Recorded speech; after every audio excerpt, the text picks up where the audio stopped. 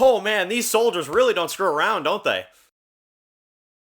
Well, I stand corrected. Hey guys, it's Dan, your host of your Dan's Reviews, and today I'm back for another video for the boys. This one's going to be doing my review for the second episode of Season 1 of Gen V. This one is called First Day.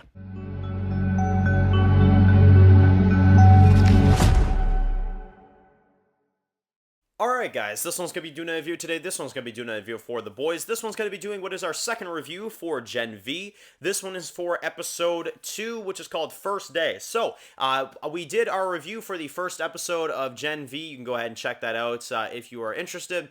And now for episode 2. So I'm going to try to get these reviews out as much as I possibly can, but there are 3 episodes out, so it's going to take a little bit of time to get these out. But episode 2, so what did I think of this episode? Well, I thought this episode was actually a little bit better than the premiere. The premiere I thought was a good start. It was solid.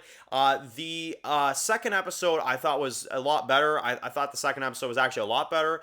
We kind of delve into a little bit of what's going on now that we've seen Luke's death, which I thought was good.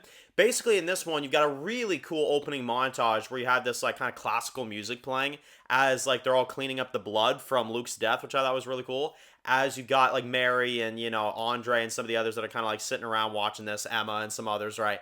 And I thought that was really good. And then we actually get introduced to one of our big cameo characters of this series, which is Ashley.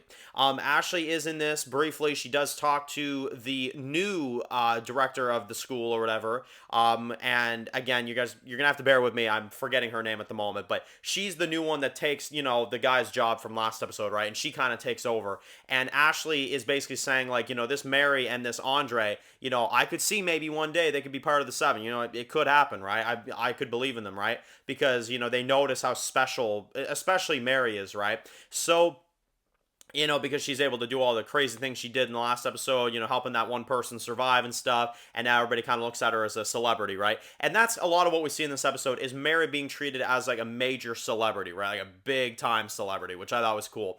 She's getting like interviewed and stuff like that, although they're throwing her under the bus and mentioning her sister and acting like her sister was involved when really she wasn't, which I thought was kind of interesting.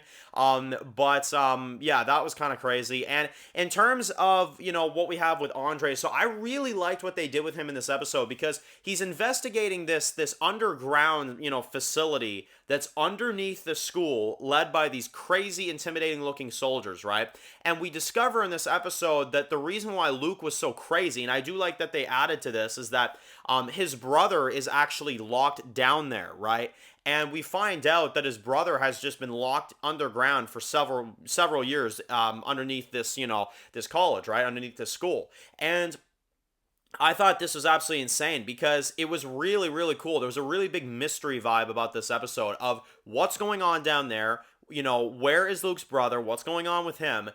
And I thought it was crazy. And Andre really does make an attempt in this episode. Him and Kate kind of work together because Kate has lost Luke now, so they kind of team up a little bit. And you can kind of tell there's some romance stuff going on between them for sure. She's sleeping around a little bit. But anyway, basically, we get to see in this episode, which I can't even fathom this.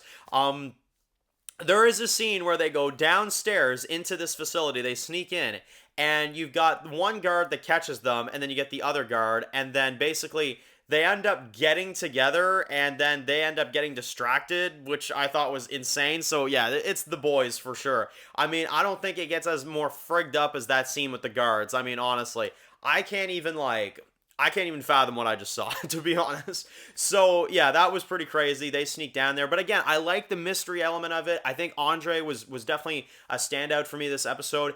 And, you know, you've also got some stuff with Emma in this episode where she's kind of like, you know, kind of rather depressed and kind of like, you know, not doing so well. And, you know, some of her stuff I thought was kind of slow. I'm going to be honest. It was kind of just like, it was kind of just there. But, you know, Emma kind of gets more development as a character. I do like Emma, though. I think she is definitely probably my favorite character of the show.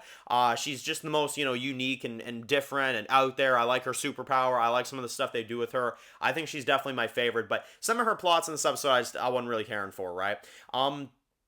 But yeah, so in terms of this episode, I thought this was a lot better than the first episode. I thought this was definitely a better second episode. I liked what they did with Mary. I liked, you know, some of the celebrity stuff and all that stuff. I liked the underground, you know, base environment, right? And, you know, the discovering the truth of what's really going on, and some people are disappearing, and some people have been held in here for a long time. And, it kind of raises the question, I think, at least I have this question, I don't know about you guys, but, is this maybe where Homelander grew up when he was young, right? That's kind of my question. Was Homelander potentially down here when he was young? And that's why he's so crazy in the original series, right? It's definitely something to think about, because Homelander is definitely nuts, but we still don't know why he is, right? In the main series, maybe this facility, when they're locking Supes up and they're doing this type of stuff, maybe there's a reason behind that. Maybe that's why Homelander's so crazy, because I don't know. I get the vibe that Homelander would have definitely been molded by a place like this, and that's why he acts the way he does now. I don't know. But anyway, let me know in the comment section below what you guys thought. I thought this was really good. I'm going to give this one a 9 out of 10. I thought this was a really good episode. Very, very solid, and I'm excited to review episode 3. I've already seen it, but I'm excited to review episode 3. So, episode 3 review coming up very soon. Thank you all so much for watching, and if you're new to the channel and you enjoy this video, make sure to click the subscribe button so you don't miss any of the videos for the Boys franchise or Gen V. Make sure to follow me on Dan's Reviews Official on Instagram, guys, and of course, I'll see you guys very soon for more videos for Gen V. Enjoy the rest of your day, guys, and peace out.